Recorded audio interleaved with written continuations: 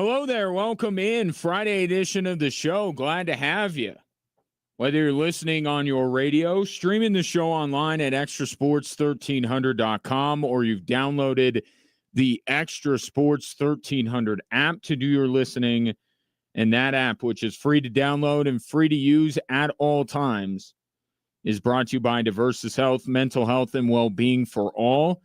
A veritable cornucopia of sports topics await you, and I'd love to get your thoughts at 719-247-1313. A couple of guests today. Very excited about bringing Jackson Caudell on the show. He covers the Georgia Tech Yellow Jackets, who just so happen to be playing the Colorado Buffaloes tonight. Perhaps you've heard.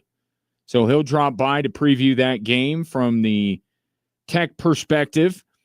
Then in hour two, I'll be joined by Bobby Belt of 105.3 The Fan in Dallas. He is their Cowboys insider. How are they taking this whole Micah Parsons trade down in Big D? And that's actually where I would like to start, because I think we know the why. I think we know the why of Micah Parsons ending up with the Green Bay Packers. It was that Jerry Jones was unwilling to bend and unwilling to play by the rules that are in place in the year 2025 when it comes to negotiating contracts. But how about the why now? I think that may be a more pertinent question today. Here's Jerry Jones on why now to trade Micah Parsons. This trade was not just thought about today. This trade has been going on in our minds and our strategies and being talked about. It's been going on all spring. Okay. And look, when you're running a professional sports team, you would be derelict in your duty if you did not explore all avenues. And I'm sure Jerry Jones did this with Dak Prescott. I'm sure he did it with CeeDee Lamb. At one point, when they knew they were going to have to give those players a lucrative deal, I'm sure Jerry Jones sat quietly at his desk and contemplated the idea of trading those players. What would they want back? Would it be worth it? Would they be a better team? All this kind of stuff. Of course, you thought about it. But part of the criticism that has been levied against Jerry Jones is that you're trading him at a time when you're limited in how you can help your football team this year. Right? Free agency is over. The draft is over. You're essentially making a trade for next year and beyond because you get a player back. And that's fine. And you'll hear Jerry Jones's explanation and rationalization with the trade in a moment. But really, this is a futures deal. And if you were contemplating trading him, you could have manifested this deal much earlier and maybe created a bidding war. So I don't buy the idea that they were talking to teams or they were really seriously considering this. Because Jerry Jones, in the same breath, will say that they had every intention of paying Micah Parsons. So which is it? Again, of course, your mind wanders and you start to think about alternative futures. But having discussed it or thought about it during the spring, you then decided to proceed with trying to make him the highest paid non-quarterback in league history. So you thought about it, and you decided the direction you were going to go rather than trading him. And because of that negotiation went how it went, now you were forced into making a deal. And so now Jerry Jones's number one job yesterday was to get up there and gaslight you into thinking that this is ultimately better for the Dallas Cowboys. We need to stop the run. And we haven't been able to stop the run at key times for several years.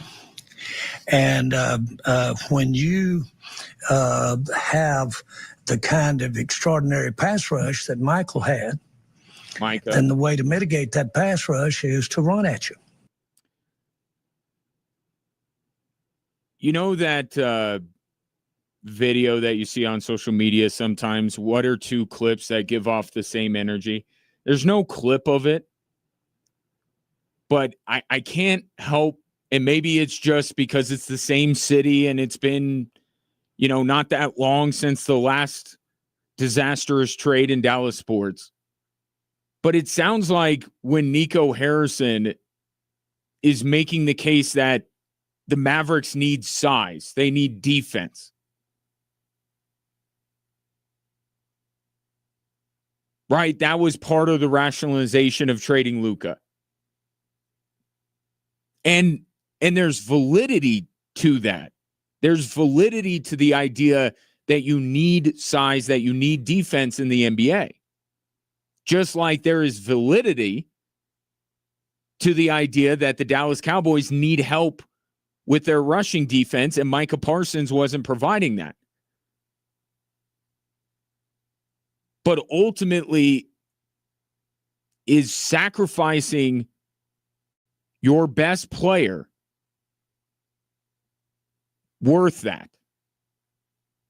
Is that how you get that? And in the aggregate, are you actually better?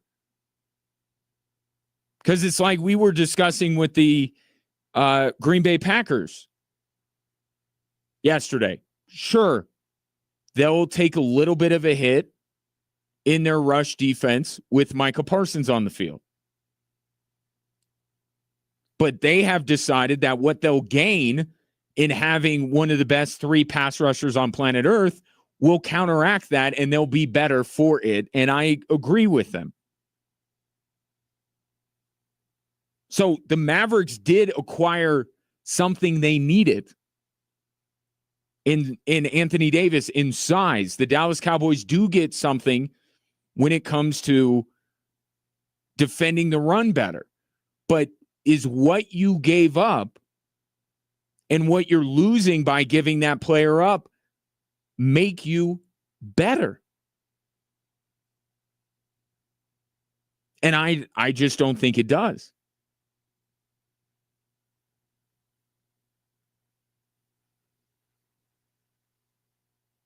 And I was thinking about this over the last 24 hours. If you really assessed where the Dallas Cowboys are right now, if you really thought about this, and this is where it's different than the Luka trade. If you really think about where Dallas is in the grand scheme of things in the NFL, taking a player that is about to be extremely expensive away from an already expensive roster with some significant holes in it actually kind of makes sense. Right? It's almost like the before the Raiders went in this direction where they know they're not going to be really good, but they just don't want to be really bad, so they wouldn't consider trading Max Crosby. But I've brought up the idea of trading Max Crosby because that's the asset that you have that you can get back what you need to rebuild. And you look at the Dallas Cowboys, and they're already playing second fiddle to Philadelphia. They are not considered a legitimate Super Bowl contender with or without Micah Parsons. Now Jaden Daniels has arrived in Washington. You look at the rest of the NFC, let alone the rest of the NFL and what's on the other side of the bracket. And if you just were honest, you could look at this trade and say, you know what, the Cowboys should probably do this. They should rebuild. But that's the problem. That's not what Jerry Jones is doing. That's not what his intention was. He didn't all of a sudden come to the realization that the Dallas Cowboys are going nowhere and in a division that is getting better. They need to get worse and build this thing back up. That's not the way he was looking at it. He wanted to keep and pay Micah Parsons because he thought they could win. And he's making this trade, if you take him at his word, because he thinks that they'll be better for it. Not better in the long term, better now, which is a laughable concept. But I don't put anything past Jerry Jones to dilute himself into thinking such things. But you and I more rationally can look at it from the outside and go, you know what? Where was Dallas going with him? But that wasn't the Cowboys' justification. That's not why we're here right now. We're here right now because of Jerry Jones's ego.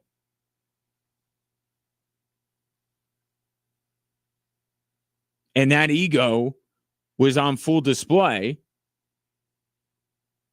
yesterday when he was trying to, again, gaslight people into thinking that this is ultimately what's right for the Dallas Cowboys. Not in the long term. Or not just in the long term, but now and the long term. But the biggest takeaway I had yesterday from Jerry Jones explaining this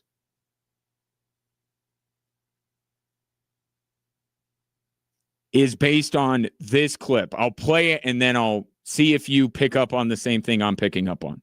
Not only do we immediately get a player, but those draft picks could get us, I'm talking top Pro Bowl type players, could. Not necessarily, you're going to be quick to say, you won't necessarily get those players. You got to draft them or acquire them. But they could get us as few as 3 or as many as 5 outstanding players. First of all, just know that the math, they only got 2 picks in return. So perhaps he's talking about the Cowboys' own draft capital plus the Packers, but that's not the point. Did you pick up on it? What's airing on Netflix right now? It's a documentary about how the Dallas Cowboys came to be under Jerry Jones. And a key piece of that history is the Herschel Walker trade. And that Herschel Walker trade, till the end of time, it will be debated who gets more credit for that. Is it Jimmy Johnson or is it Jerry Jones? Think about what Jerry Jones just said and tell me that he doesn't think this is another Herschel Walker type deal. Tell me you don't think he believes that he has the chance to make a Herschel Walker-like deal or turn this into a Herschel Walker-like deal, and this one, there wouldn't be any debate who gets credit for it because Jerry Jones controls everything. Brian Schottenheimer is not chiming in on the Micah Parsons trade. Jerry Jones is looking at this like this is going to be his lasting legacy. That they're going to turn these picks, which, by the way, do the math. Even if you don't believe the way I believe in the Green Bay Packers and think that they're a Super Bowl team, those picks aren't going to start with a 1. They're going to start with at least a 2. Meaning they're going to be drafting in the 20s. They're not sending Micah Parsons to a team that is going to be drafting high when there's this premier talent that they can get. But I think this is the way Jerry Jones is looking at it. Now, at what point did he come to that realization? Or what point did he come to that conclusion? Was it right before he picked up the phone and went to the Packers and said, I'll do the deal? Was it in the spring? Or was it as he's walking up to the microphone and figuring out, how am I going to sell this to Cowboys fans? I lean as close to that last one as possible Because, again, I don't think this was even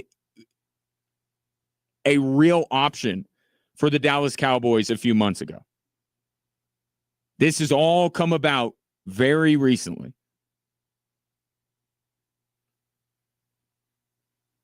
But now that it's happened, Jerry Jones is going, look what I can do. Do you believe he can? 719-247-1313.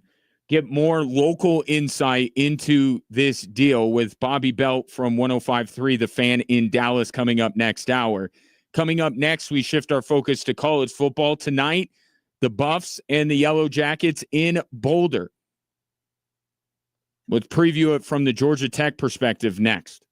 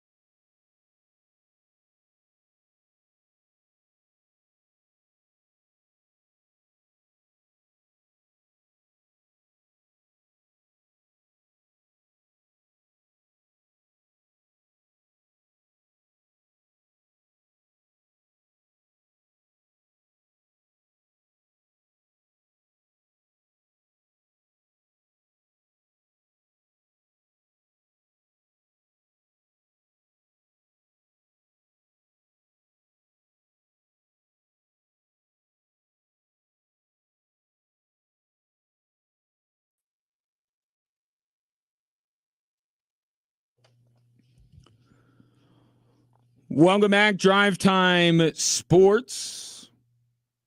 Our local college football teams getting going starting tonight with the Colorado Buffaloes. Very intriguing first game of a very intriguing season up in Boulder. It starts with the Georgia Tech Yellow Jackets, and joining me now to discuss how Georgia Tech is looking and feeling about this game. He is the co-host of the Believe in Georgia Tech pod. He is Jackson Caudell joining me now. Jackson, pleasure to have you, man. How are you? I'm doing great. Appreciate you having me. Yeah, it's my pleasure. So I know some of the star power has left Boulder. No Shedeur Sanders, no Travis Hunter, but Dion is still there on the sideline.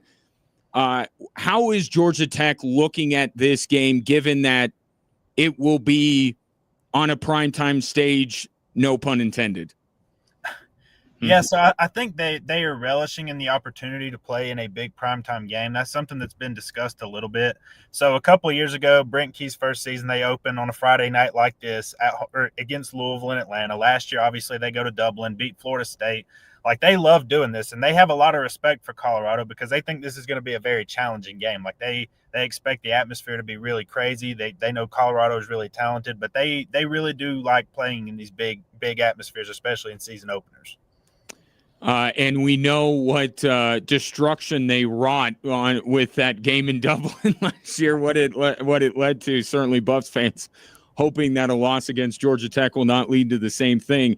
As you look at this Georgia Tech team, we'll go more into the game in a moment. But just this Georgia Tech team overall, you know, everyone's looking at Clemson, and I think for good reason. But 2 through 4, which I think Georgia Tech is in that group. How close are they? I mean, can you make a case that Georgia Tech is the second best team in the ACC?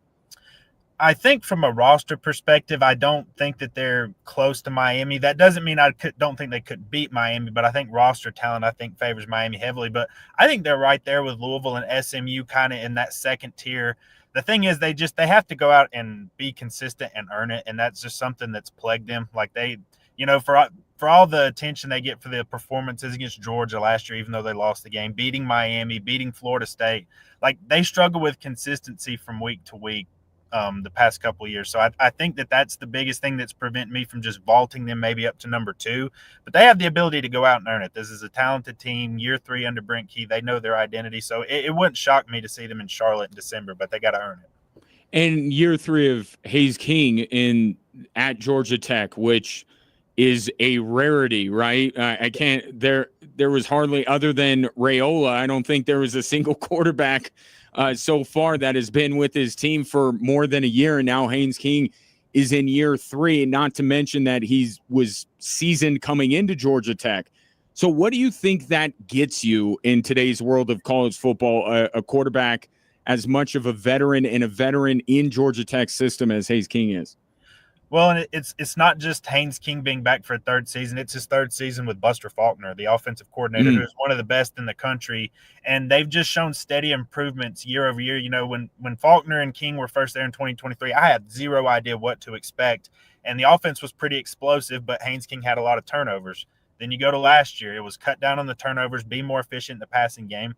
And they did that. Now the talk of the offseason has been, all right, we got to get more explosive, and we got to be able to throw the ball at will. Not just like, you know, they obviously pride themselves on running the football under Brent Key, but they want to be able to throw the ball at will when they want to, not just when it's, okay, 8 guys in the box. Like, they want to be able to do everything at will. And that's kind of what I'm looking for, not just tonight, but over the course of the season, is just, okay, does he keep the turnovers down, and do we see more of a burst in the vertical passing game, you know, when they want it to happen?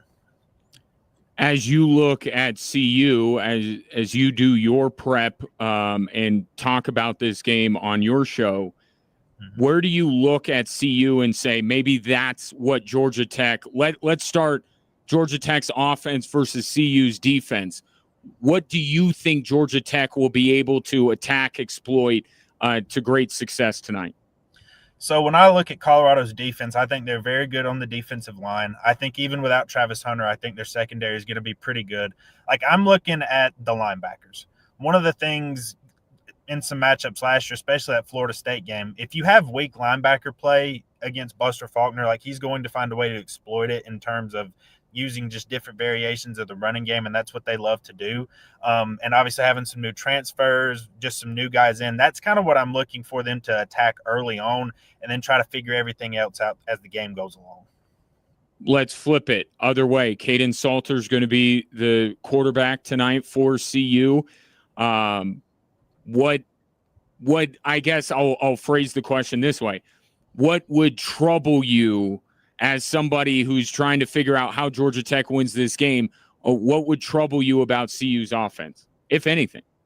I think, there's definitely some things. So I think Salter's ability to run the football, I think, is something I'm watching. In the past couple of years now, this is Georgia Tech's third defensive coordinator under Brent Key.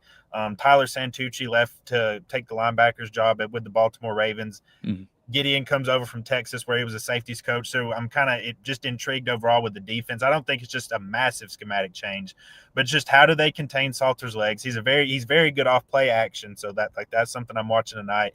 And then obviously, there's been a lot of talk about, Colorado wanting to be more physical up front and have a better running game. Georgia Tech was pretty good against the run last year, but if, they're having a running quarterback just doubles down on that threat. There's just so much more you have to cover, and you have to be really disciplined. And I think that's going to be one of the keys tonight.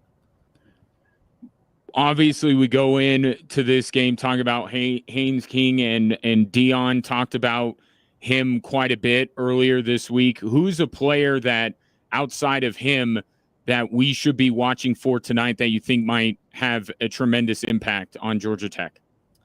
I'll take the easy answer and say Jamal Haynes. He has been fantastic ever since he's a converted receiver. He started at running back a couple of years ago, Key's first season. He's been fantastic. I mean, he has the ability to be the best running back in the ACC, and I think that they're obviously going to try to attack him with the ground game tonight.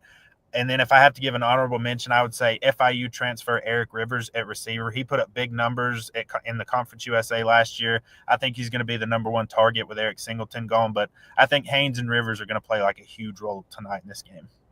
Did you make a prediction on your show? I did. I've gone back and forth on this because I think it's going to be a really close game that I really do think could go either way. I trust in the idea of what I know about Georgia Tech more coming into the game with King, Key, Faulkner, just all this. I think they have a more established identity. And I think if you were playing Colorado maybe in the middle of the season, I would maybe lean towards Colorado. But I'm going to go Georgia Tech tonight. I don't feel like 9 out of 10 confident about it, but I think they get the win. Well, it will be interesting to say the least tonight. A lot of new with CU and a lot of intriguing things going on with Georgia Tech. Make sure you follow Jackson's work. He is the co-host of Believe in Georgia Tech. Jackson, really appreciate the time and the insight, and enjoy the game tonight. Absolutely. Thank you for having me. Yeah, that is my pleasure. That is Jackson Caudell joining me. You can follow him on Twitter at Jackson CAUDELL for all things Georgia Tech. And the line is Georgia Tech -4.5. And I think I would go with CU plus the points tonight. But I echo Jackson's sentiments. This is as down the middle 50-50 of a game that you're going to get. And when it's that way, you tend to go with the underdog in that kind of a situation. But there's some new, there's new on everybody's team. But the most important position on the field, Georgia Tech doesn't just have continuity. They have continuity now into year 3 on the offensive side. Not just with the quarterback, but as Jackson mentioned, offensive coordinator. How often I just talked with Derek Rackley yesterday about this, previewing the Texas-Ohio State game. Replacing coordinators, we don't talk a lot about it, but it's a hurdle that you have to get over. And Georgia Tech doesn't have to. CU doesn't. But they have the new personnel in there. Here is Deion Sanders earlier in the week talking about the opposing quarterback, Haynes King. Kid is unbelievable. I mean, he don't make many mistakes. He's a winner. He's a leader. Physical, tough. Not too flashy. He just makes the plays, man. This kid makes plays. And that alarms you because as long as the ball is in his hands, they have a chance. And that team believes in him. And that's one thing that you want your team to believe in your quarterback. I mean, from top to bottom. And they believe in this young man. And we got to do everything we can, all hands on deck, to prevent him from being successful. Because the kid is a dog. He could play. I love him. He could play. And I think that there's a parallel here when I look at tonight's game with the comments that Deion Sanders made. I think the number one thing I'm watching for tonight is how much to trust Caden Salter. Starting him makes all the sense in the world. Right? And even if he struggles tonight, I'm sure there will be second guessers out there, but I'm not going to be one of them. I'm not, because this was the right decision that Deion Sanders made. But how much trust will CU have, CU fans, CU coaches have in Caden Salter after tonight? Will it be not just, hey, he's the more veteran presence and that's what the Buffs need right now? Can he make plays on, and I talked about this earlier in the week, on a big time stage when the lights are a lot brighter than he's played under in his collegiate career? So I think that's the first thing I'm watching out for tonight. And that's all of these, most, I should say, because the next segment I'm going to deviate from this. Most of these week one games are just, they're showcase games. What do you have? What do you need to improve on? How does your opinion change? Because we all foolishly rank teams, and it's like there's so much new that we don't really know. But these are showcase games. The Buff season isn't over with a loss, nor are they winning the Big 12 if they beat Georgia Tech tonight. So it's showcasing what you have and then building upon it. So the consequence of tonight's game, I don't know how much there is, but there's a lot of intrigue around what this Buffs team is going to look like without Shedeur and without Travis Hunter. That kickoff is at 6 o'clock, in case you were looking for plans on this Friday night. So I threw in the caveat, not all week one games lack consequence, because I think last night down in Tampa, there was an extremely consequential result. Get to that next.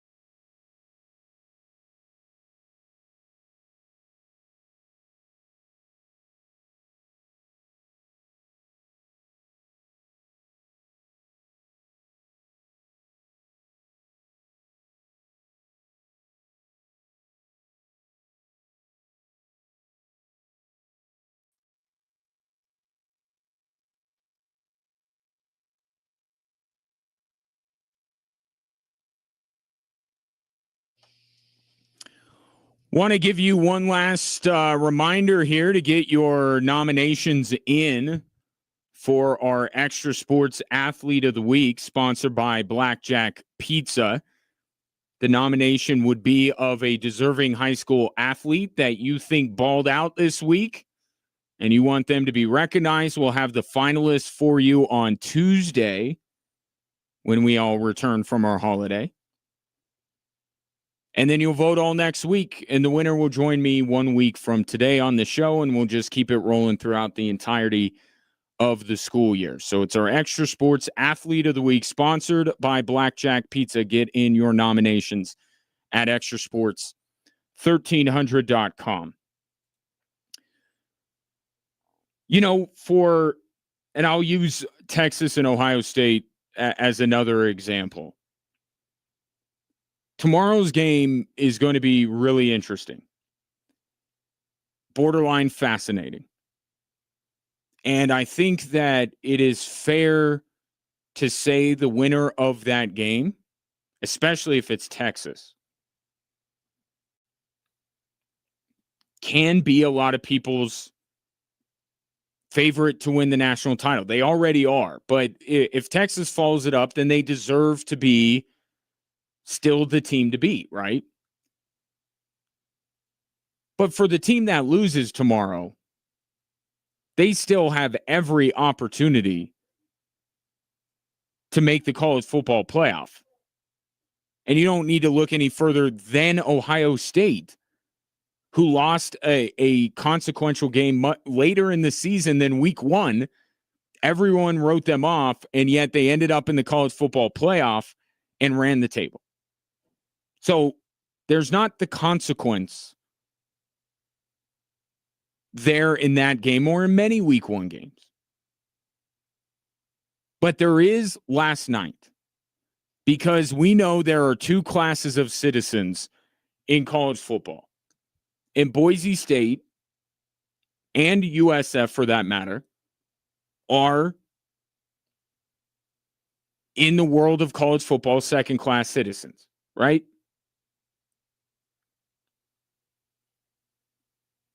Boise State cannot afford to have what happened to them last night happen, because now their margin for error is nothing. They may have to beat Notre Dame in South Bend to get into the college football playoff. That's just the life. Now, crazy things can happen. Crazy things tend to happen in college football. So maybe we'll look back at the end of the year and Boise State will get in, but now their destiny is not in their hands. I think you can at least say that after last night, because now, before it was as long as Boise State keeps humming along, they're probably going to get into the college football playoff. Well, now you open it up, and it's other teams in the Mountain West. It's, Sun Belt. It's American. It's all of these other group of 5, group of 6, whatever it is now, conferences that now everything is opened up. Because Boise State went in with the idea that they were going to be that team, or certainly were going to be on the short list of teams to be considered as that top-ranking group of 5 team to make the college football playoff, as they did a year ago. But you lose to USF. Not only lose, you get blown out by USF. And now their path is longer to get to where they expected to be. Because until they play Notre Dame, nobody's going to be looking at Boise State. They will be out of the top 25. Again, if other teams in front of them lose, then they can jump back in there.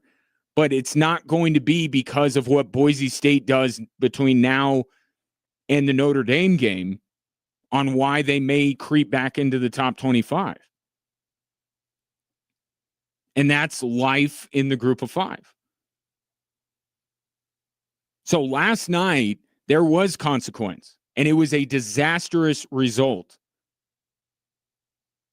for the Boise State Broncos as they lose 34-7. But I look at that game, did it need to be 34-7? You would see that score and think that USF dominated the entirety of that football game, and that's just not the case. It's not. That game was close. That game was a 10-point game late in the third quarter. And then what happened? After USF scored a touchdown to make it a 2-score game, Boise State gets on the plus side of the field. It would have been about probably a 40-yard field goal. And instead of kicking the field goal to make it a 1-score game, Boise State decided to go for it. In a game where, even though their rushing numbers were there, it wasn't an overly impressive rushing performance. But they threw the ball on fourth down. But the offense was able to move the ball, but they weren't able to finish drives. And here is a chance for you to take 3 points, stifle the momentum of USF to some degree, make it a 1-score game, take a deep breath, and play the rest of the game. Instead, Boise State goes for it. They get stopped. USF continues with the momentum, even more momentum now, drives all the way down the field, scores, puts the game out of reach, and then it became a laugher after that. That was the decision that was made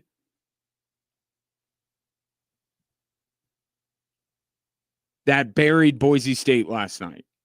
And their head coach said he wants to attack.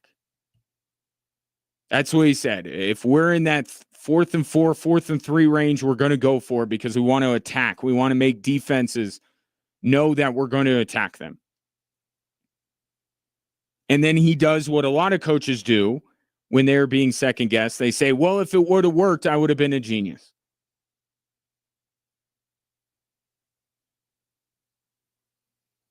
But that's not the right way to look at it. Is the decision to go for it the right one at the time? It's two separate things. Do they ultimately score a touchdown? It doesn't prove the thought process was right.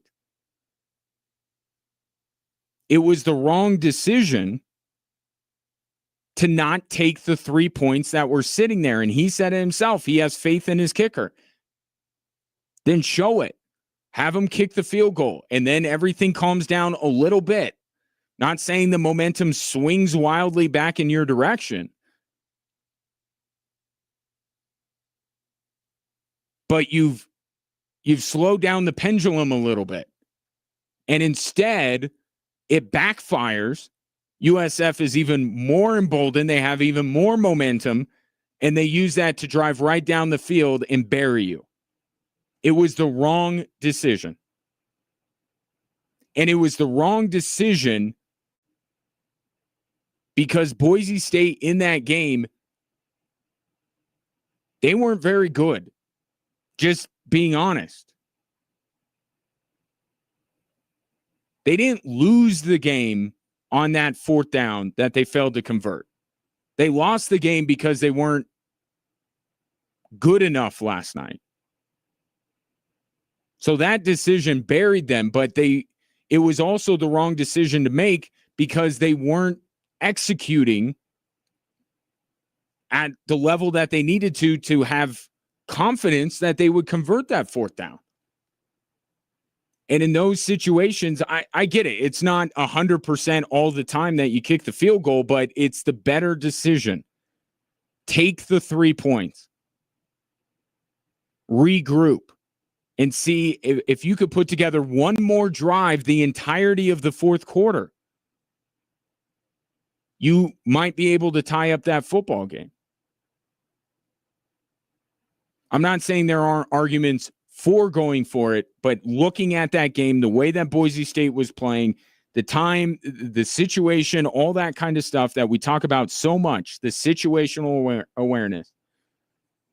I think it was the wrong call. It wasn't why Boise State lost the game, and perhaps that was part of the thinking, is like, hey, we're not playing well enough. So even if we turn this into a 7-point game, maybe we're not going to get that next touchdown. Maybe it's never going to come. So we got to roll the dice here. I'm sure that was part of the thinking. But the game was close enough, and Boise State had executed enough, in my mind,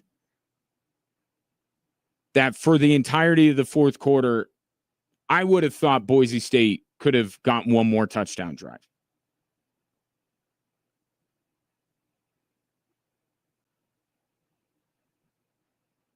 But they lost the game because they flat out weren't good enough. They fumbled the football. They were completely fooled on a fake punt. They didn't notice that it was not the punter. That's the wild thing last night. USF attempted a fake punt with a quarterback. There was a different player in the game on the punt, and nobody on Boise State caught it. USF threw out their third-string quarterback to clearly throw a pass.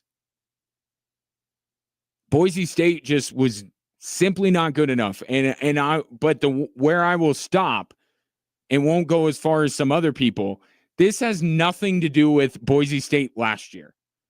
Now, I've seen some people like, it was crazy. Boise State wasn't even that good to begin with last year. Like, stop. That was a different team. You could have that argument last year. We had that argument last year. But what they did in week 1 of this season has nothing to do with whether they were deserving of being in the college football playoff or they were legitimate national title contenders or not. That's the worst take out of last night's game. And I saw that in more than one spot. But Boise State, the bottom line is whether they should have gone for it on that fourth down or not. That is a game, even in week 1, that they can ill afford to lose.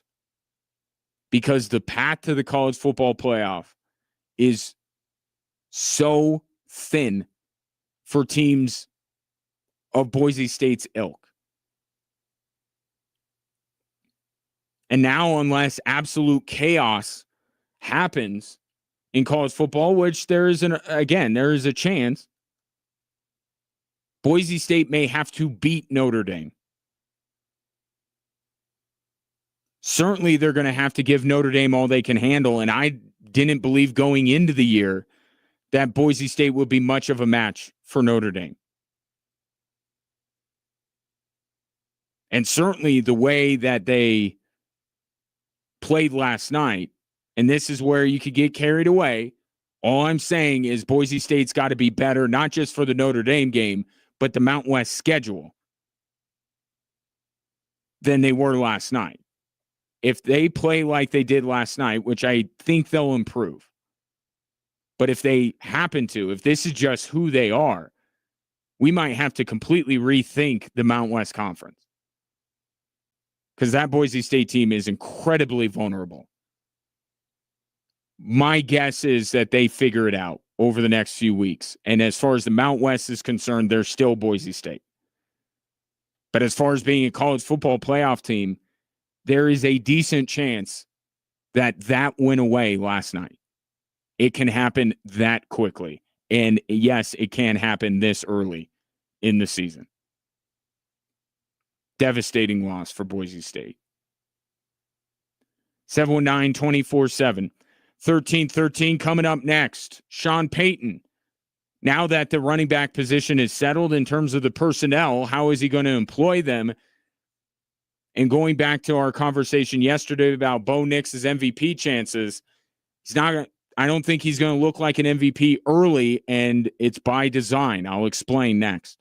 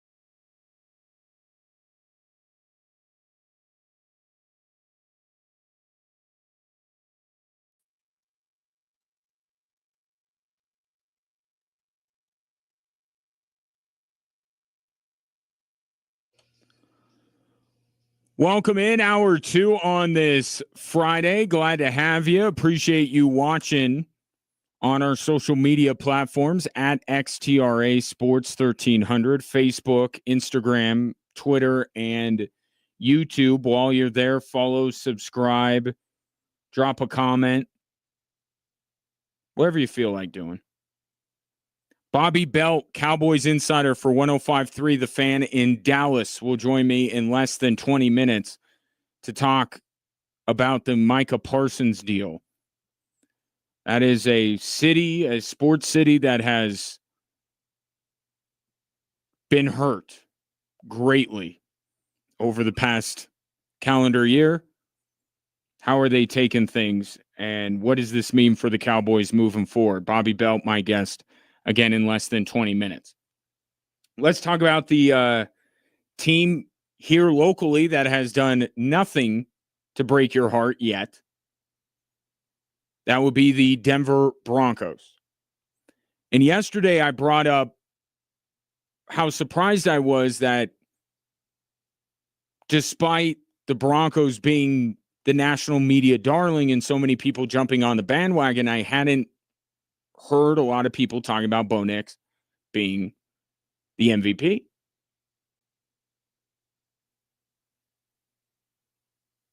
But I do understand to an extent. I thought there would be more people claiming Bo Nix would be the MVP, but I can understand why not. And after yesterday, when Sean Payton spoke, I think there's more of a reason to think that at least early on, Bo Nix isn't going to be looking like the NFL MVP. Early in the season, be careful. There's not too much. Let's get to the things that we as a group offensively do well, the things that he really feels comfortable with, and there'll be a few twists based. Each team has a different defensive structure, but I think the mistake would be this large jump in volume. And Sean Payton has spoken on many occasions about how vitally important it is for the Denver Broncos to get off to a fast start. And it's not going to go away anytime soon. It's going to be brought up a lot next week. It's going to be brought up after the Titans game, before the Colts game, after the Colts game, before the Charger game. It's going to be a September talking point. And then it may reemerge at the end of the season. If the Broncos achieve what they're looking to achieve, then you'll say that fast start. If they don't, you'll look back and say they didn't get off to a fast enough start. But even though Bo Nix is certainly more ready for the season opener than he was this time a year ago, this is still a young quarterback. And I may not agree with everything that Sean Payton says about Bo Nix, but I agree with the vast majority of stuff that he does with Bo Nix. I think that he has handled Bo Nix's development as well as you could have hoped. You look at a few things that he's a few things that Bo Nix wasn't able to do last year, beat, out-duel elite quarterbacks, beat really good teams. But that's not what you're asking a rookie to do. If they do it, amazing, Jaden Daniels. But if they don't, it's okay. There will come a time and a day where Bo Nix, the Broncos hope, will be ready to go toe-to-toe with the best quarterbacks in the league and beat them. But that's not his rookie year. So Sean Payton, I may not believe in Bo Nix the way that he does, but I certainly think that Sean Payton has developed him the right way through year one. And I think this is the right way to go about it to start year two.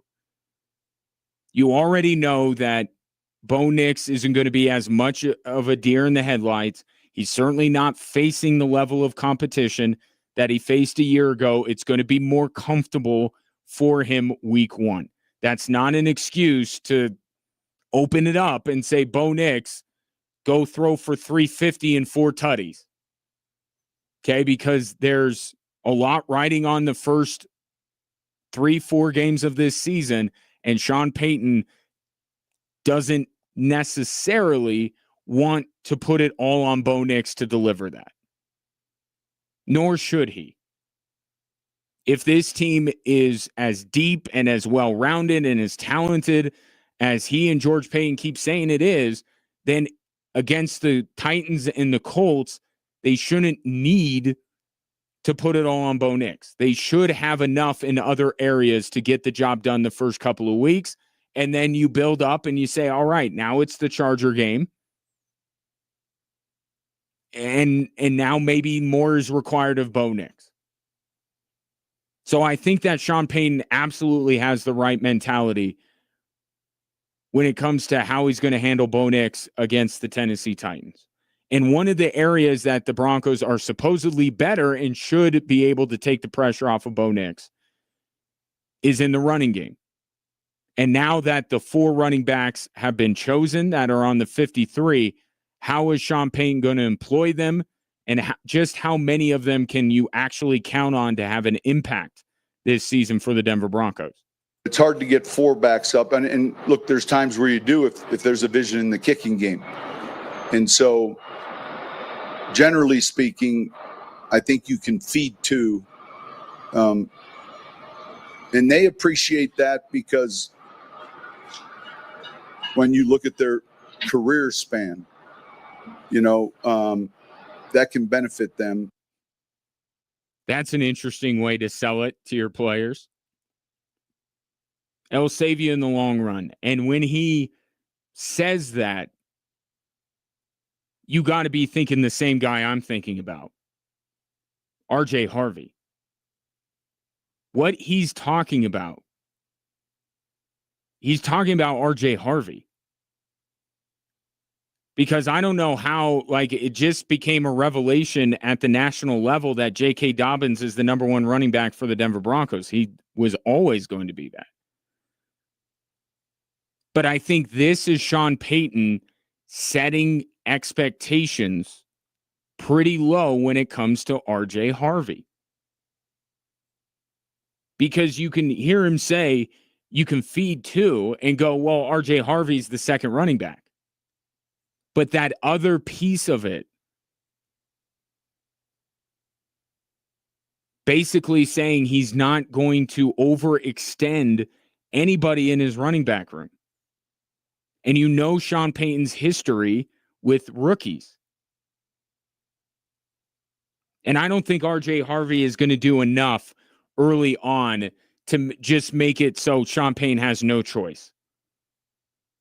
But to give him a ton of touches. I don't believe that. It doesn't mean that RJ Harvey can't be a very good running back in this league, but right away, he's not going to be so undeniable that Sean Payton's like, forget the plan.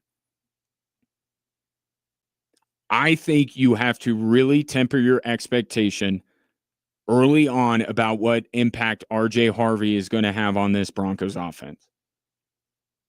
I think Sean Payton believes in RJ Harvey.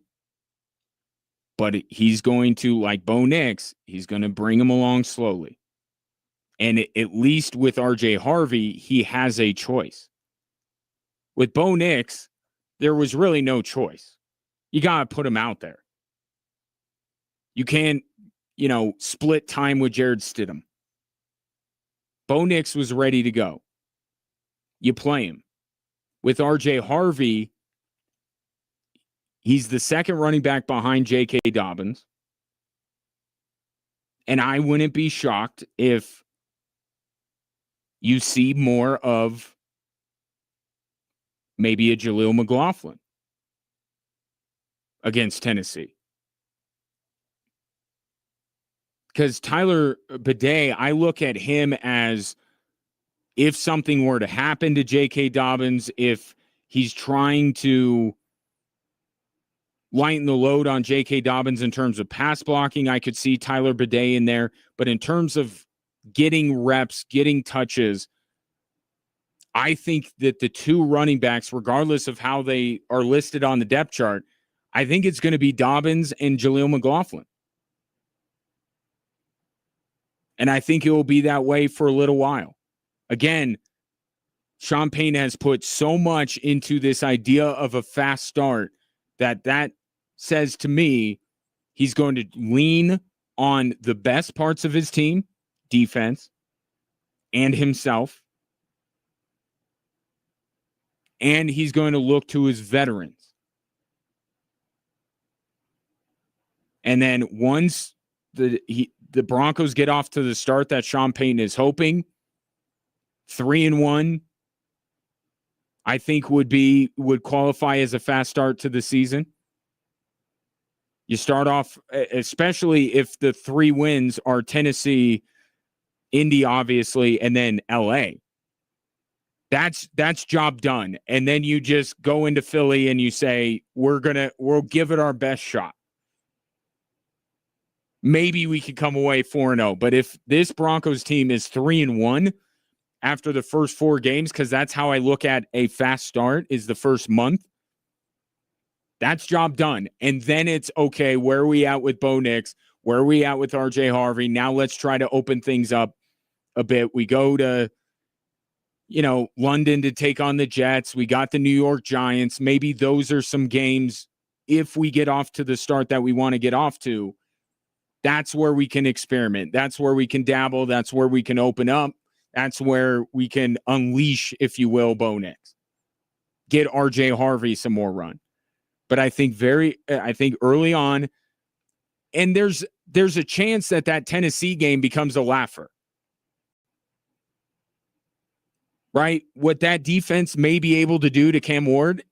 And then you start talking about, all right, now maybe RJ Harvey comes in. But if this game stays close, if these games, plural, stay close early, it's going to be very conservative. Bo Nix only slinging it or running with the football in few and far between. Maybe if they've run the ball effectively, then you dial up a play action pass, look deep to Cortland Sutton. I'm not saying Bo Nix isn't going to have any long passes or he's not going to be allowed to run the football at all.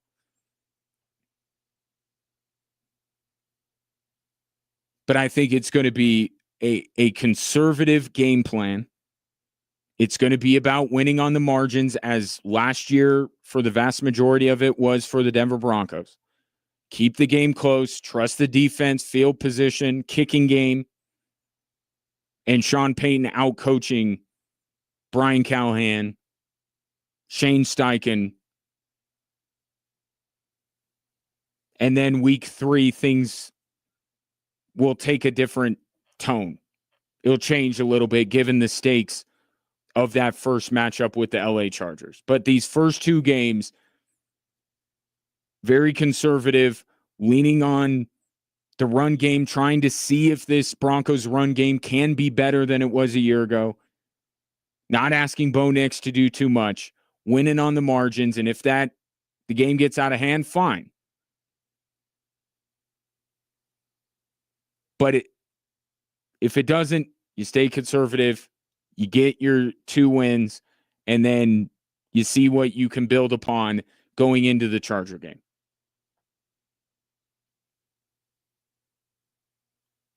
When I hear that, I think of RJ Harvey, and I say, in the preseason, I think people were wanting a bit more from RJ Harvey, or to see more. I don't think he played poorly by any stretch of the imagination, just the way they were employing him. I think people wanted to see more. I think you might feel that way the first couple of weeks of the season, because it is so vital that this team gets to 2-0. 2-0 is non-negotiable. They cannot lose either one of these first 2 games. 719-24-7, 13-13, a little over a week out from the Broncos season opener against the Titans. So take your thoughts, feelings, hopes, and dreams.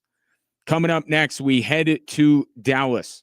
The fallout from the Micah Parsons deal. Cowboys insider for 105.3 The Fan, Bobby Belt, my guest after this.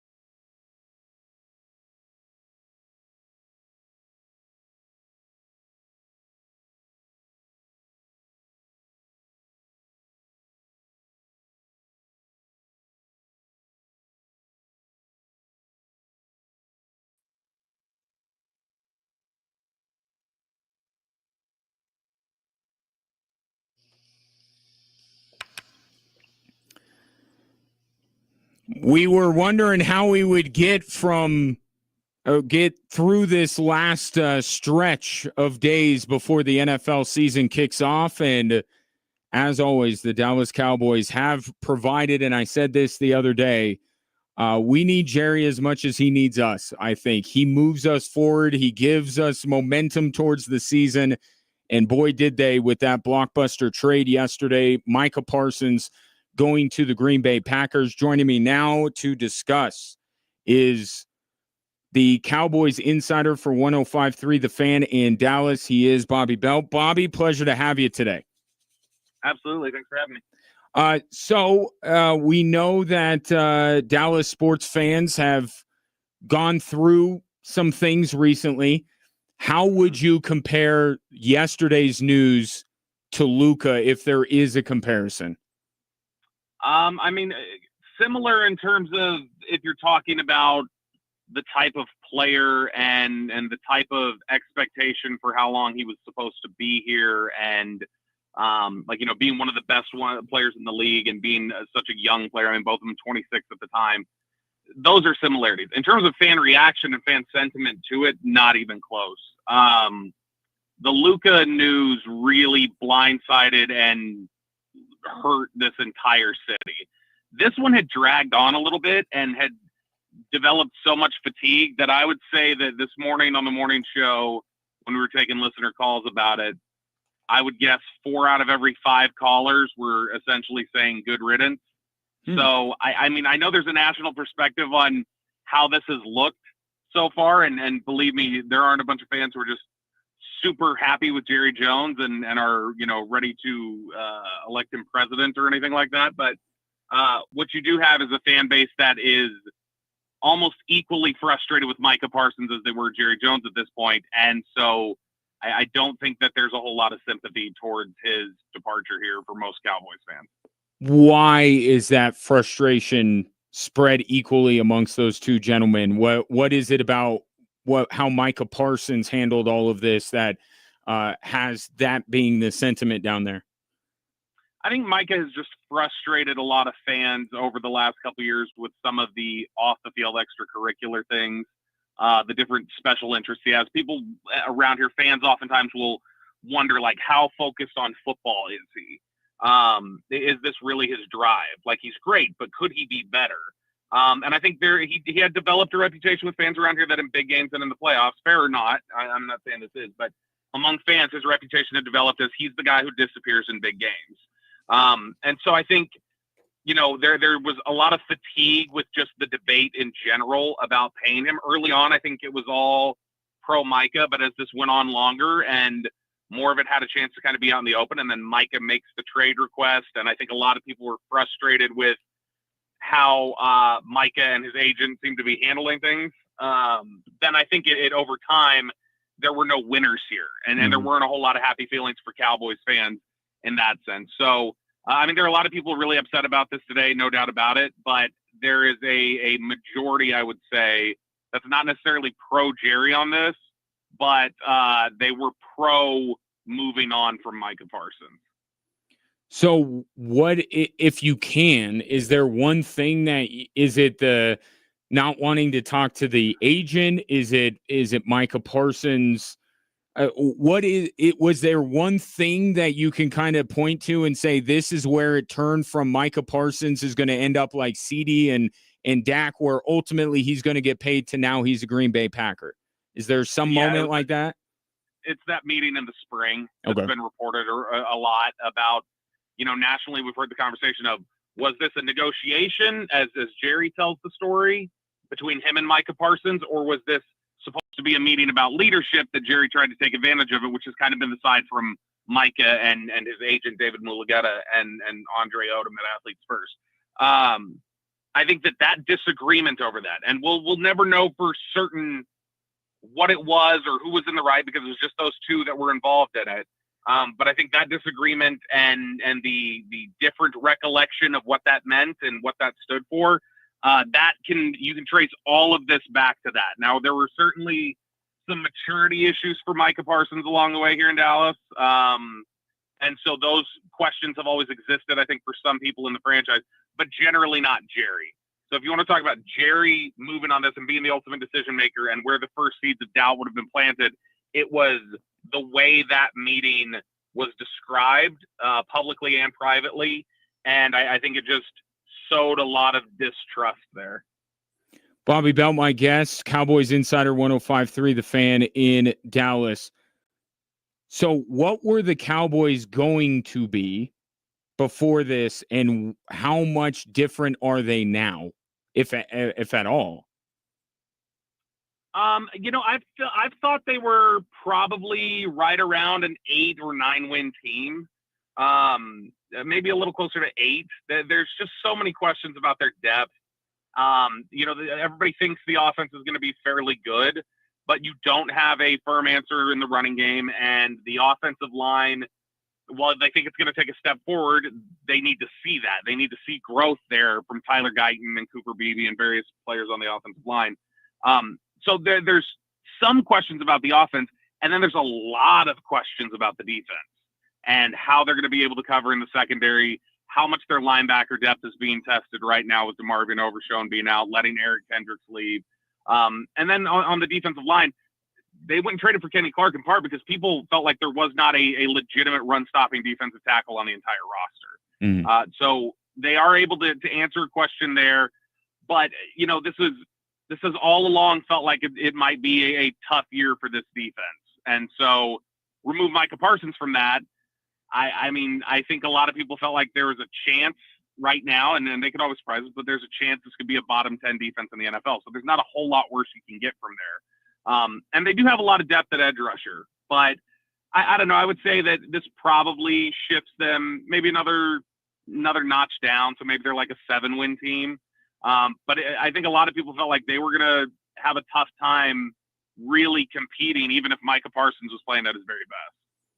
So is there, and I don't know if this was part of Jerry's thinking here, but is there an argument to be made that giving up somebody like Micah Parsons actually is what a team in Dallas's position needs to do? How we got here is maybe not that way, but what you're saying about the Dallas Cowboys, and I said this earlier in the show, like you could kind of look at it and go, with the Commanders on the rise, with the Eagles being the Eagles, I mean, couldn't it behoove the Dallas Cowboys to actually rebuild and try to build themselves back up better for not this year, but 3 years down the road? Sure, and maybe not full rebuild, but certainly renovate Retool, a room yeah. or two in the house. Yeah. I think that when you break it down, I know it's really tough for a lot of people, like I said, nationally to accept or understand.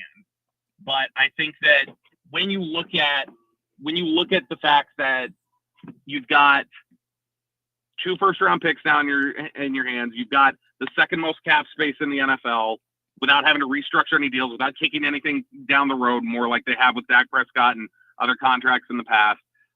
And you're not paying $47 million a year to Micah Parsons. There are aspects of that. And then throw into that, you've got Kenny Clark now to, play a position that you had absolutely nobody to play it. There are at least some reasonable perspectives, I think, where you could say they might be better in the long run by being able to kind of divvy this up than throw it all to Micah Parsons. And that's without even addressing the fact that Micah Parsons getting an extension likely would have meant the end of Deron Bland, their, former All-Pro corner, as he's about ready to run out of his contract. So Micah Parsons not being here, that frees up some money to also get him done, get Tyler Smith done at guard, still have some money left over to spend, and now you've got 4 first-round picks in the next 2 years. So I think there is a reasonable argument to be made that as great as Micah Parsons is, that might be the best thing right now for the Cowboys in this situation. What do your listeners want Jerry to do with the now new draft capital? Because I'm sure you've seen, because of the Cooper flag and all that kind of stuff, there's a certain quarterback not too far away from you, at least in the same state. So what do Cowboys fans ultimately want Jerry to get out of this in terms of that draft capital that the Cowboys now have? I mean, some of the feedback that we got today, you had a lot of people saying use it to go get Arch.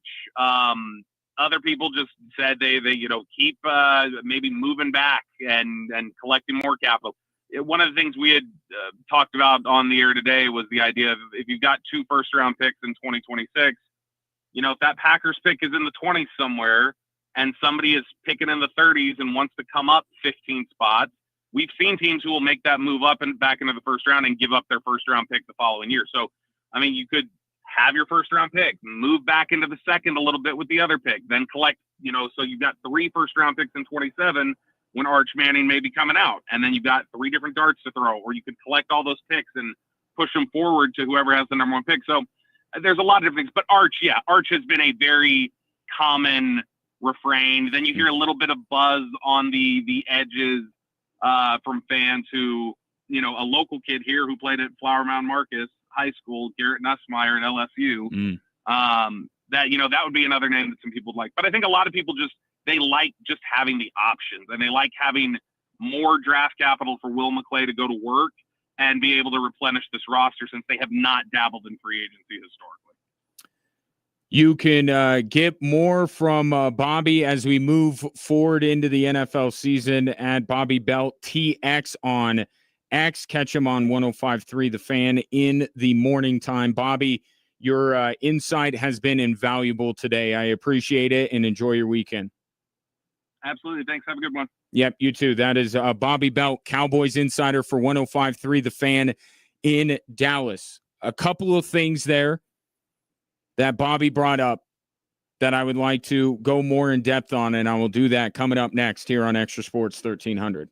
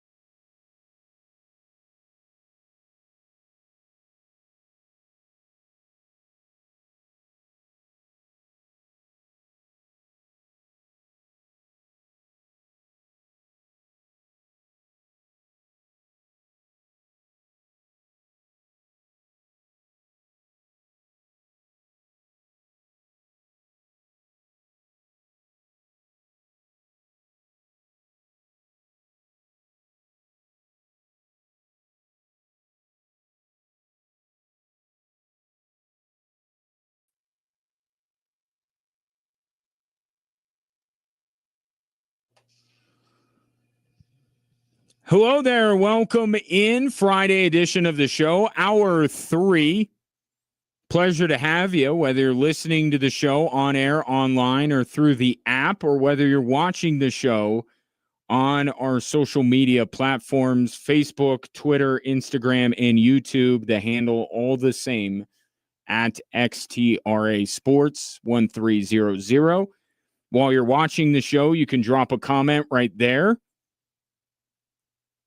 and I'll get to those, or you could call or text into the show at 719-247-1313. Perhaps you have some thoughts on today's 3 stories that are driving the show.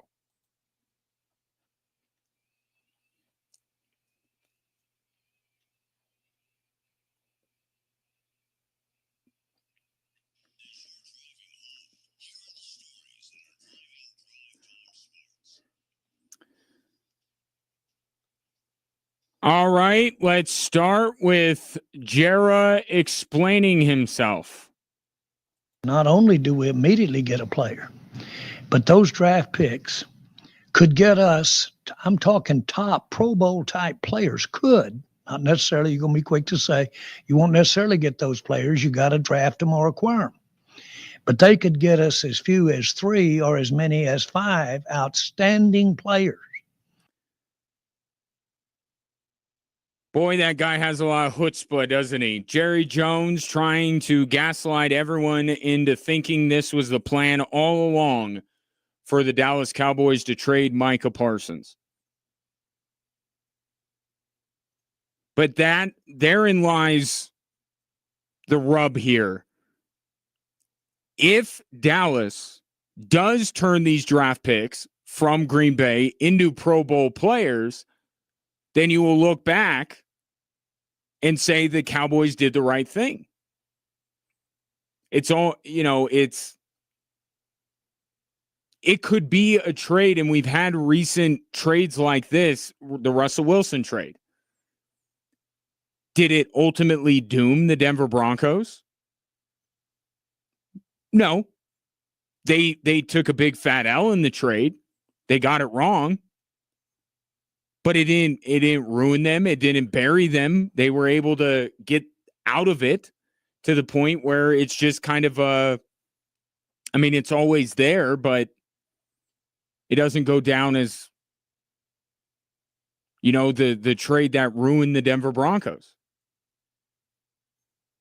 And Dallas is the one actually acquiring more things than Denver did. So they do have a chance to do what Jerry Jones is saying. Ultimately, is Jerry Jones to be trusted with making people look at this as ultimately the right move for the Dallas Cowboys? That's the only way that this is going to be settled, is you have to see what Dallas does with this draft capital.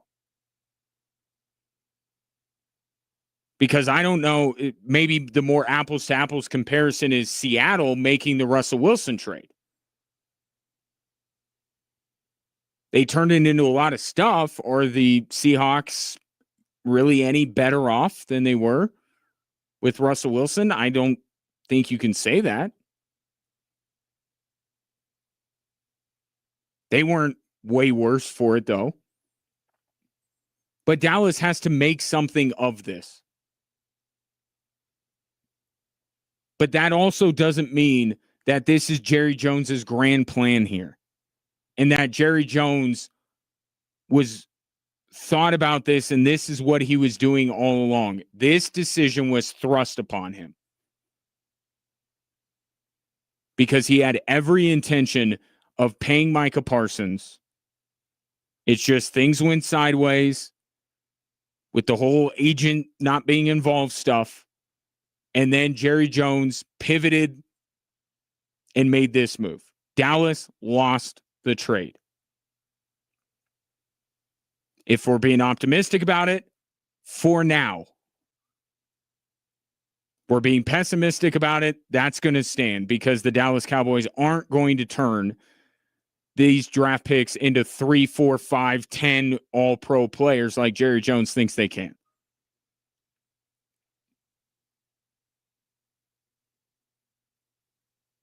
But what are you going to do if you're Jerry Jones? To be fair to him, what are you going to do? Oh, my God, the sky is falling. We did a terrible thing, a terrible, terrible thing.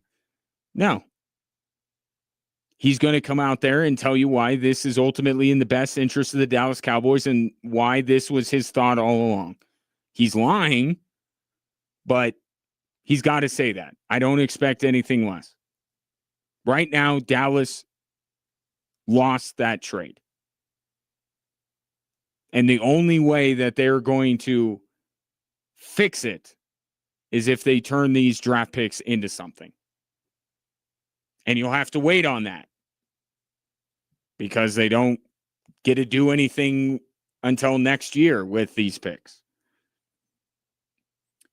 We'll stick with football and go to story number 2. Early in the season, be careful. There's not too much. Let's get to the things that we as a group offensively do well, the things that he really feels comfortable with, and there'll be a few twists based. Each team has a different defensive structure, but I think the mistake would be this large jump in volume. That's Sean Payton tempering expectations, I think, in terms of how much he's going to ask Bo Nix to do, certainly against Tennessee, but I think this would apply even to week 2 with Indianapolis. And there are 2 reasons for it. And they feed into one another. One is that Sean Payton has to ensure that this team gets off to a good start. He's talked about it numerous times. They cannot afford to lose either one of these first 2 games. I would argue they can not really afford to lose to the Chargers if they're going to win the division. But we'll get to that when we get to week 3. They can't lose to Tennessee or Indy. And with Bo Nix still young, still developing, not being an MVP caliber quarterback, not being, one of the 4 or 5 best quarterbacks in the league that Sean Payton believes one day he can be, he's not that now.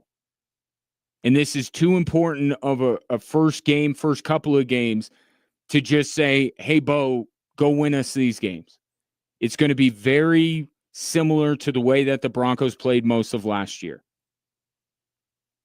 Don't ask Bo Nix to do too much. Rely on the defense, field position, special teams, Sean Payton's coaching. It will get them through the first couple of weeks. And when the circumstances call for more from the quarterback position, like they will against the Chargers and against the Eagles and the Chiefs and so on and so forth, then Sean Payton may have no other choice but to put more on Bo Nix's shoulders. But he doesn't have to week 1 or week 2. The way they played football last year is good enough to beat these 2 teams. And the Broncos believe they're better in the run game. So there's even less of a reason to ask Bo Nix to do a lot. This team is supposed to be able to run the football better. So there will be a slow build towards unleashing Bo Nix.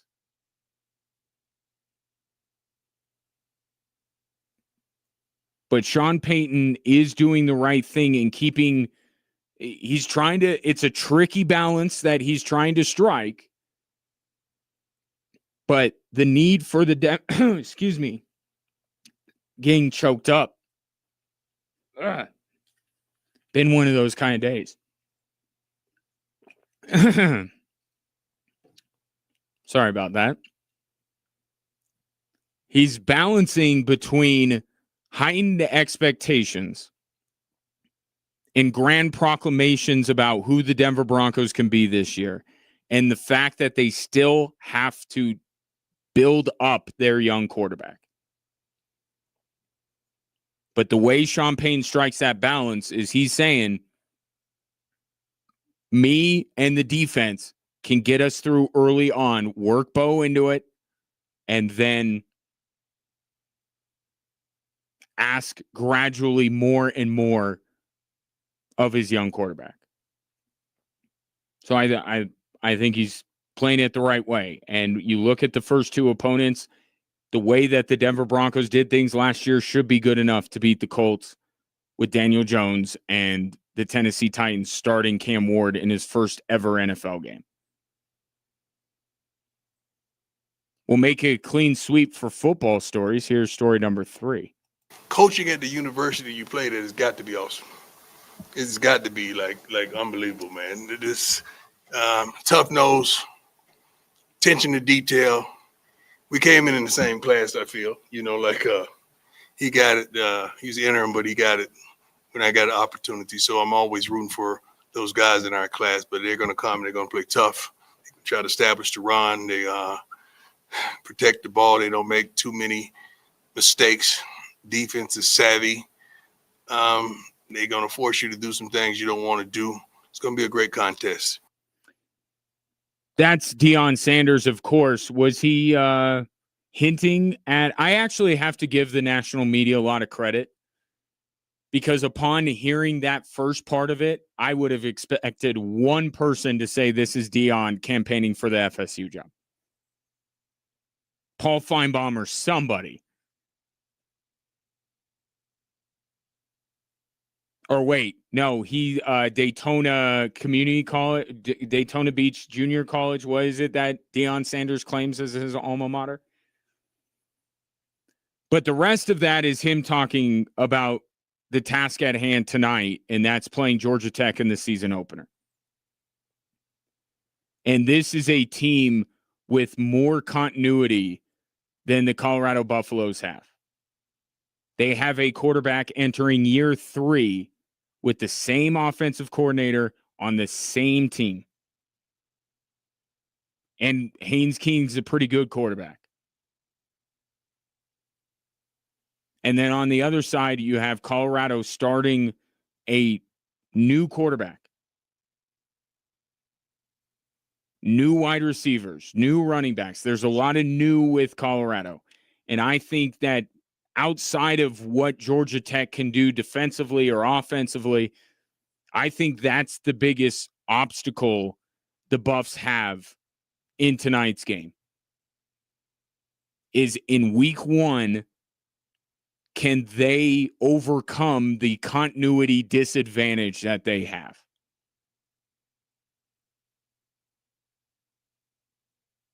And how that will manifest itself.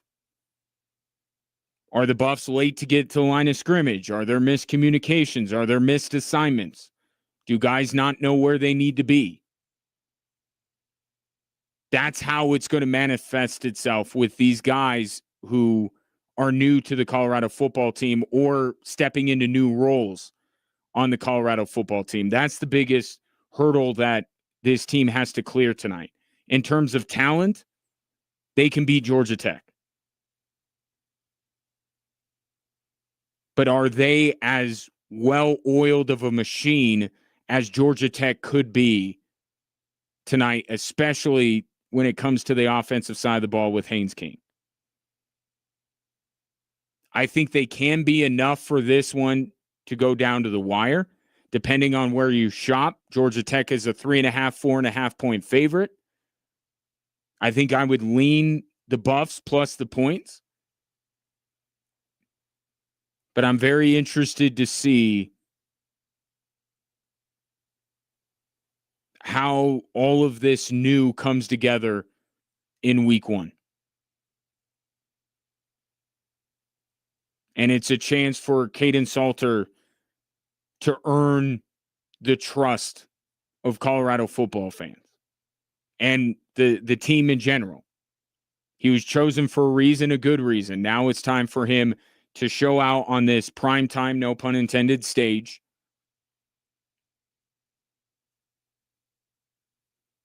And show that most weeks, the Buffs have a chance to have the best quarterback in the matchup, which if you do, goes a long way. That kickoff coming up in 45 minutes. For now, I'll take your thoughts on the 3 stories that are driving the show. 719-247-1313. tell you about the Army game currently going on, and how about these new NFL unis for teams in the NFC West and the AFC East.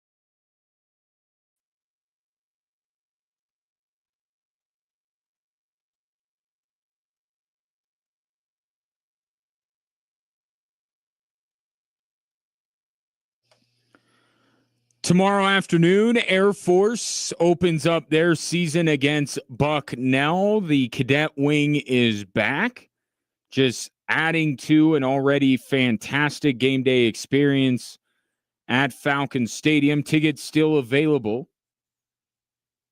aftickets.com. And if you are going out to the game and you stop by Falcon Alley, the tailgate area right outside the stadium, east side of the stadium, I'll be there along with our friends from Frank Azar, the Strong Arms. If you want to drop by, I've got Air Force goodies to give away while I am there.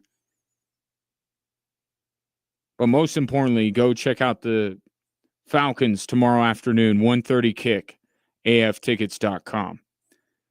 Their Service Academy rivals have found themselves in a tight contest here.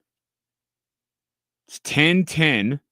Army is playing Tarleton State. Tarleton State just ripped off a huge run for what they thought was a touchdown, but anytime there is a huge run, you always wonder, is it coming back? It did. Holding against Tarleton. Tarleton State unable to move the chains, and now they're punting to Army. 1:12 left in the second quarter. Army and Tarleton State tied up at 10. Tonight, CU and Georgia Tech. Tomorrow, mentioned Air Force, also that Texas-Ohio State game, which you can hear at 10 a.m. right here on Extra Sports 1300. And then if you're not done with college football by late tomorrow evening, and why would you be?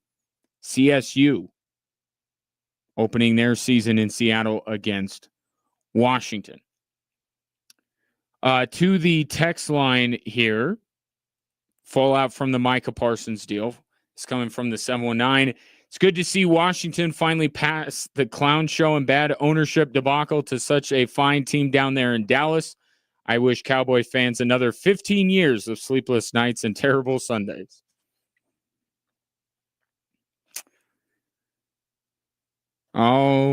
Love between NFC East fan bases. There have been some curious decisions coming out of that division over the last few years. Have you noticed this? It is, and just a few that come to mind. Everything that Daniel Snyder did. Giants paying Daniel Jones, not paying Saquon, letting him walk to a division rival. Dallas with the Micah Parsons deal and a lot of other decisions. Yeah, been an interesting division. Oh, what a catch. Army receiver on first down going down the right sideline, bobbled it and caught it, kept a foot in. Did he shove off of the corner to make that catch? You bet he did. But that is still a phenomenal catch. And he just shoved the Tarleton State DB in the back of the head. Just shoved him right to the ground. No flag. Offensive pass interference does not exist. And now Army in the red zone looking to take the lead against Tarleton State. Yeah, Dallas Cowboys, man. And it goes back to something that Sean Payton said. You know, there are 20 teams in the National Football League. They'll never win anything because they're a mess up top. Dallas would be in that column. Washington used to be in that column.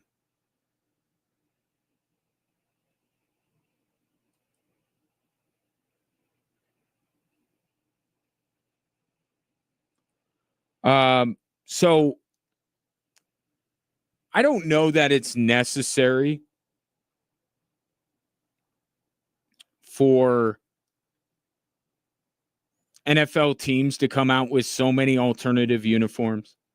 It's one thing when you have an 82-game season. Yeah, change it up a little bit. Although most NBA teams do not do a good job with their alternates, and the team in Denver is one of them. The Denver Nuggets have had some really bad alternative uniforms. And if the Avalanche go to this Nordiques logo and Avalanche colors, I am going to throw a temper tantrum. I hate those. Leave the Quebec Nordiques in the grave that you dug for them when you left for Colorado. No Nordique stuff. Especially in Avalanche colors. Like, what are we doing? So I am kind of anti-alternative uniform. But it's not steadfast. There are a few that come through. I'm not a fan of appropriating past teams. Memphis Grizzlies cannot wear Vancouver stuff. Oklahoma City better not touch a single piece of Sonics paraphernalia. That's not yours. But as long as it's your throwbacks and you haven't changed, like, I like the Denver Broncos bringing back the capital D with the horse in it. I think that's a cool logo.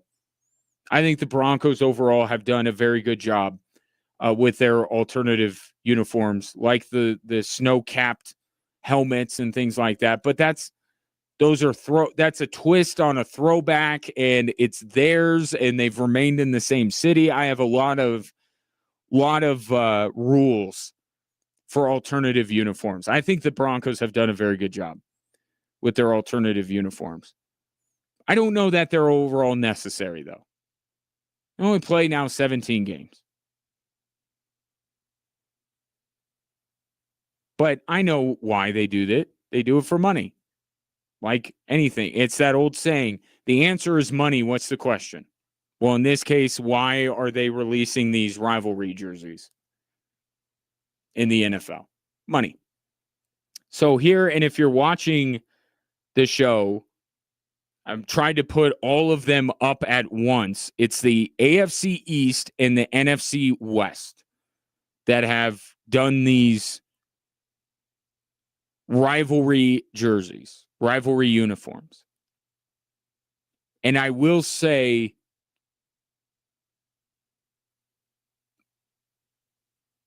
I do like the 49ers one, but incorporating black into their color scheme is not new for the 49ers.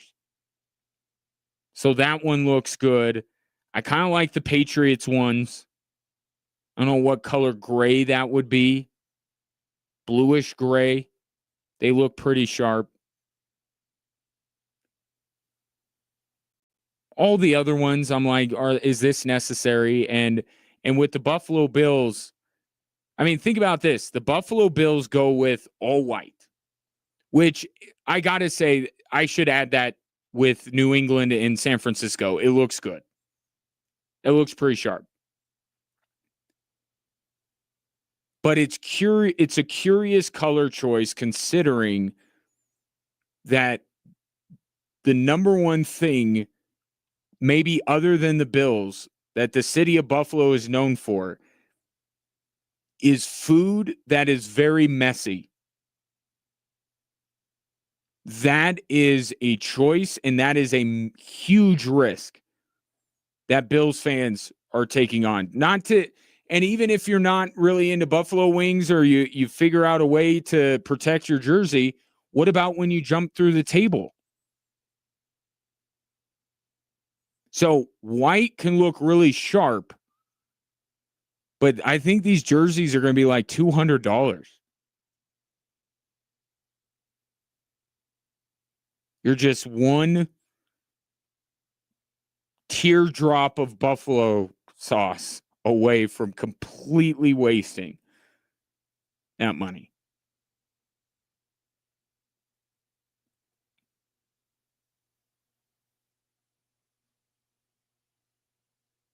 But again, even if I like some of them, but I look at it and like, why? Why? I know it's money, but don't know. Broncos not. sometime down the line. But we know why they do it. Now the question is, are you willing to spend the money that they are requiring? To me, if money were no object, I would say, and I was very good about keeping things clean, Buffalo, San Francisco, and New England.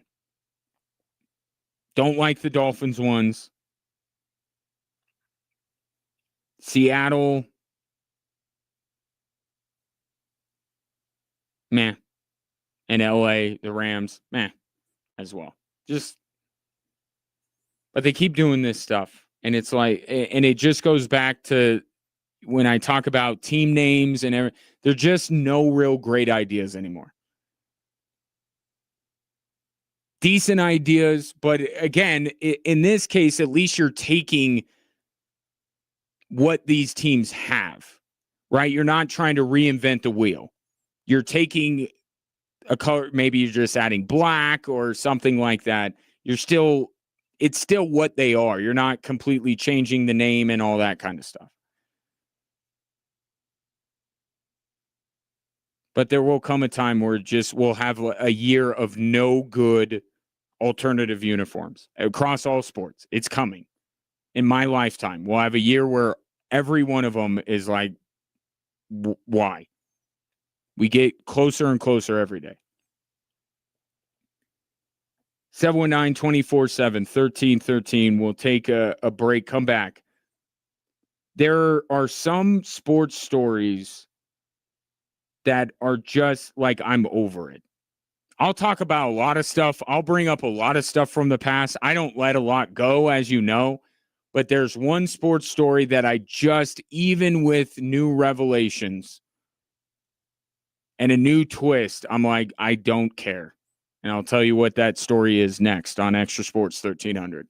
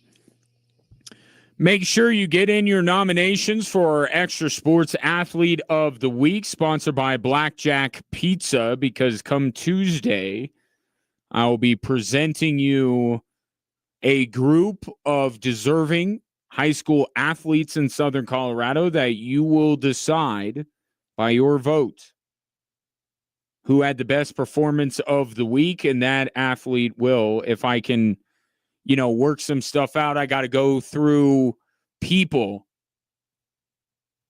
Every athlete that I try to get on this show, I don't have 100% hit rate. Hopefully, I'm able to convince our Extra Sports Athlete of the Week to join me each Friday. But I'm taking nominations, extrasports1300.com, and when we get back from the holiday, and I hope you are getting away for your holiday or just having a holiday, and we'll have nominations for you, or finalists for you, and you can vote on them also, coincidentally, at extrasports1300.com.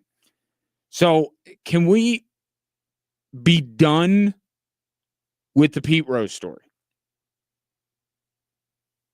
Like, can we just be done with it? Because ESPN, one of their top headlines, is that new documents uncovered. Are they exonerating documents? Are they documents that show that Pete Rose never bet on baseball or any other sport for that matter? Of course they're not. Just tells you how much some people were saying he was betting and what he was betting on. We have to be done with this story at some point. The man has passed away. So even a posthumous induction into the Hall of Fame, to me, what does that mean? Right? And even if you are a proponent of Pete Rose getting in the Hall of Fame, don't you want some kind of notation that he was banned?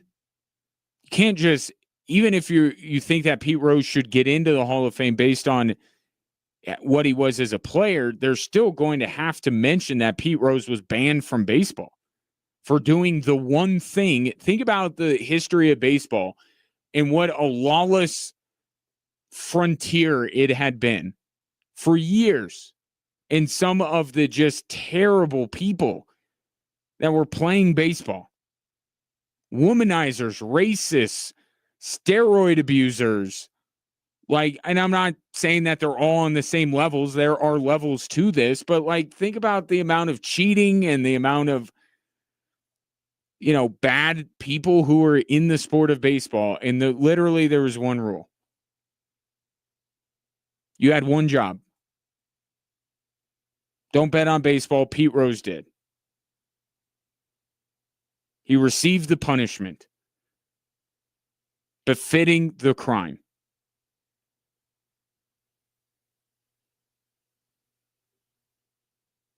And if you still want to put him into the Hall of Fame because it's a museum and Pete Rose's as a player and even his banning needs to be recognized in the halls of Cooperstown, that's fine. But he was never going to get an induction ceremony. And now it's going to be posthumous. I don't know how many people seeing Pete Rose be inducted posthumously into the Hall of Fame will mean a lot. I'm not saying there's no one. But I'm just over this. He did it. He did what you can't do. He did it. He got punished.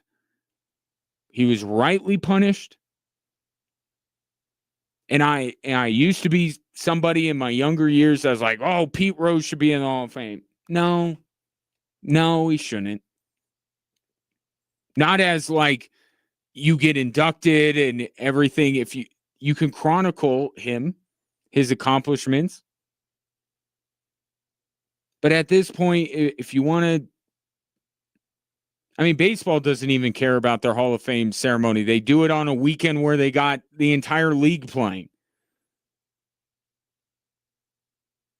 But it's just like, were we all wrong about Pete Rose? Was he actually not placing bets? And all of these documents say, yes, he did. Okay, then I don't care. But man, it's going to be till my dying days that we're debating Pete Rose. And I refuse. Baseball wants to put him in, put him in. You ask me my opinion. I don't think he should get in, but whatever. Just like it, so much time has passed, and we've had this discussion and this argument so often that's like, I'm done. You want to put him in, put him in. But don't present this like some kind of bombshell. ESPN, how dare you? We need to get to football season. And Micah Parsons just got traded. It's like, do we need to have this along with it? There's enough going on. College football. I don't know. There's some documents. Pete Rose liked to gamble. That I'll sum it up for you. If you want to dive more in depth than that, then it's there for you. Buffs coming up in about 15 minutes. Falcons tomorrow against Bucknell. I'll see you out there at Falcon Alley. And Rams Saturday night, 9 p.m. taking on Washington. I will be out on Monday, as I hope you are out from your job on Monday. And we can reconvene rested and ready to go. And we'll be in the home stretch just a couple of days before the NFL season kicks off. And only a few more days after that until the Broncos get the 2025 season going. Appreciate your patronage on this Friday. My thanks to my guest, Bobby Bell. Great insight into how Dallas is responding to the trade of Micah Parsons, and also equally invaluable insight into tonight's matchup between the Colorado Buffaloes and the Georgia Tech Yellow Jackets. My thanks to Jackson Caudell for being my guest. Enjoy your weekend. Oh, don't forget, Switchback Soccer tomorrow night, if you're so inclined. It never stops, but whatever you're doing, enjoy your Labor Day weekend. We'll be back Tuesday here on Extra Sports 1300.